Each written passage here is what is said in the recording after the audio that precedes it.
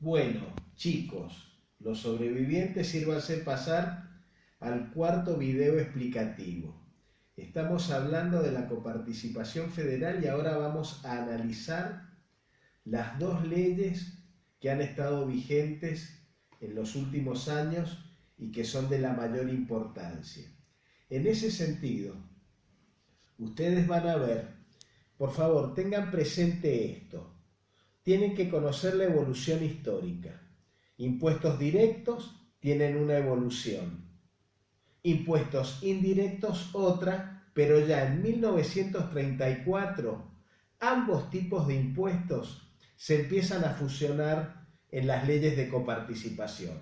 La nación se queda con ese recurso. Hoy el recurso público de la nación es del 80%, es decir, las provincias y los municipios al recurso público total es muy poco lo que le aportan, y hay muchas leyes de coparticipación que se van dando con los distintos tipos de impuestos nacionales hasta el año 1973, comienzos del 73, antes de que asuma el nuevo presidente electo que asume el 25 de mayo, que es Héctor J. Cámpora, junto con Solano Lima, en una época muy convulsionada de la Argentina, pero ahí se dicta, a principios del año, todavía por la dictadura militar de Lanusse, la ley 2221, que es muy importante porque es el primer antecedente de ley unificada de todos los impuestos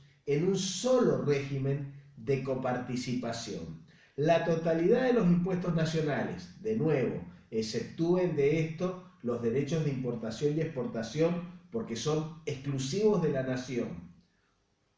La totalidad de los impuestos nacionales quedan bajo la ley 2221, que tiene una coparticipación primaria de mitad para las provincias, mitad para la nación. 48,5% del total para las provincias, 48,5% del total para la nación y un 3% para un fondo de desarrollo regional de utilización específica por el Ministerio del Interior. Ahora bien, la coparticipación secundaria de esta ley se caracteriza por contener índices objetivos y flexibles. Ahí vamos a encontrar que un 65%, perdón, la están viendo, es decir, un 65% va por población, un 25% por lo que se llama brecha de desarrollo. ¿Qué quiere decir? Ese es un típico criterio objetivo y flexible de solidaridad. Se toma la región más rica del país y se le asigna un valor 100 y después se empieza a comparar con cada provincia argentina en términos de desarrollo de la edificación, servicios sanitarios básicos y nivel educativo de la población, y a las provincias más pobres se les da más recursos porque esa parte va por un índice de solidaridad, la brecha de desarrollo. Y finalmente un 10% por dispersión de población para facilitar o beneficiar mayores recursos a aquellas provincias que tienen un alto nivel de zonas desérticas y donde las economías de escala que permiten bajar el costo de los servicios públicos son más difíciles de implementar. Ahora, vean muy bien esto, chicos, por favor. La ley 2221 estaba destinada a durar 10 años.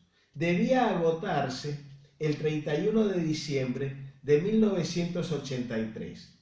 ¿Qué pasaba en la Argentina en diciembre de 1983?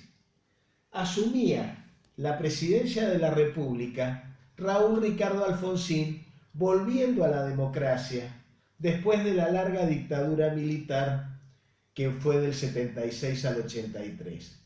Entonces, cuando Alfonsín va a asumir la presidencia, le dice a los militares: miren, yo tengo muchas cosas de las que ocuparme a poco que asuma, por favor prorroguen la ley de coparticipación federal por un año.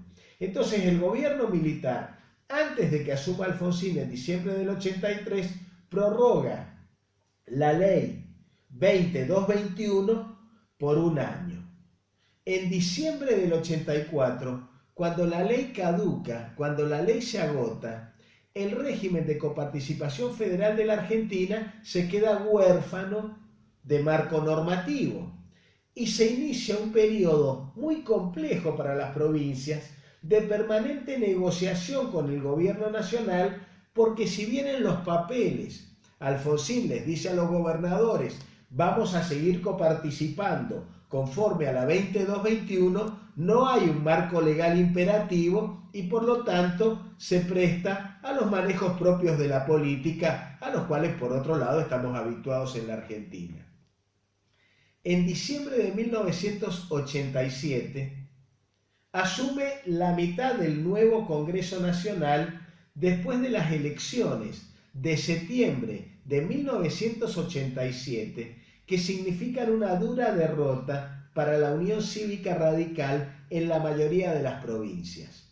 En septiembre del 87, y asumen en diciembre del 87, ha sido elegido gobernador de La Rioja por segunda vez Carlos Menem, ha sido elegido gobernador de Mendoza José Octavio Bordón, ha sido elegido gobernador de Buenos Aires Antonio Cafiero, y entonces viene el debate de una ley de coparticipación que reemplace a la 2221 y le dé un marco concreto a un tema tan complejo.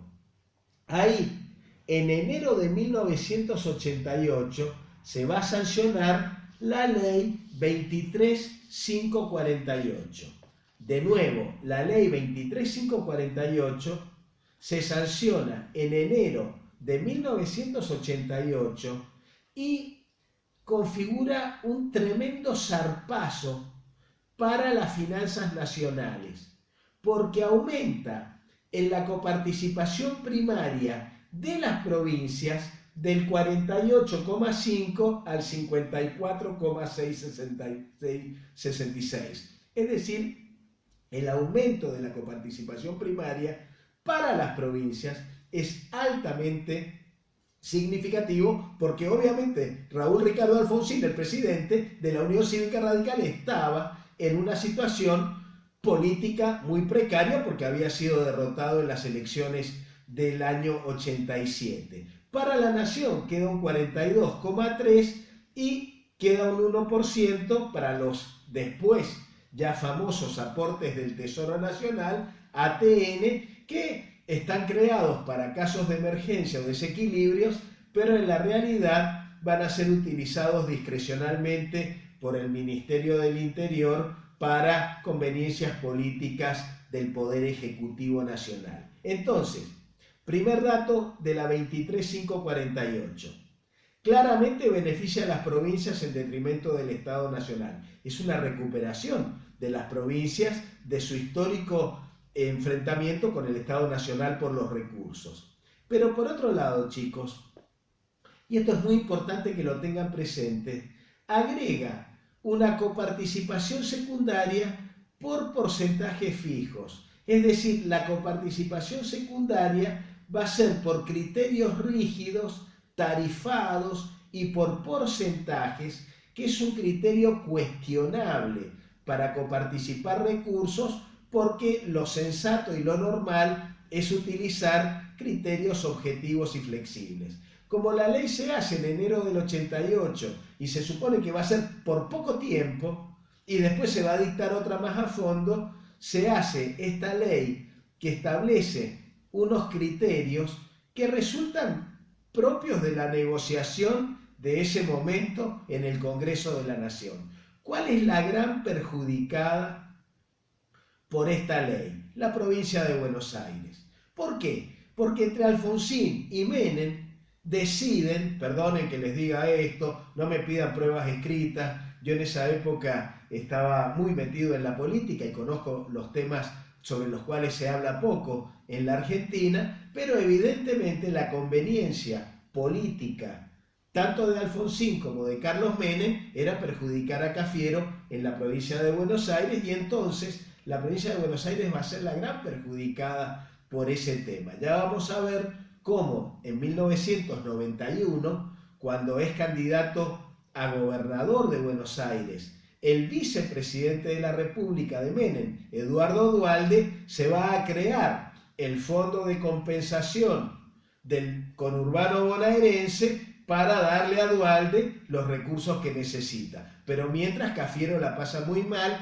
Si ustedes leen un libro maravilloso, Militancia sin tiempo, las memorias de Antonio Cafiero, un gran hombre, es el abuelo del actual jefe de gabinete de Alberto Fernández, van a darse cuenta, casi le da un infarto cuando le empiezan a liquidar la coparticipación federal en febrero o marzo de 1988 con la nueva ley, porque realmente no se esperaba lo que le pasó. Bueno, entonces tenemos las dos leyes. ¿Por qué es importante que conozcan las dos leyes? Porque la 23548 todavía está vigente a pesar de que en la reforma del 94 se dispuso que debía dictarse un nuevo mecanismo constitucional.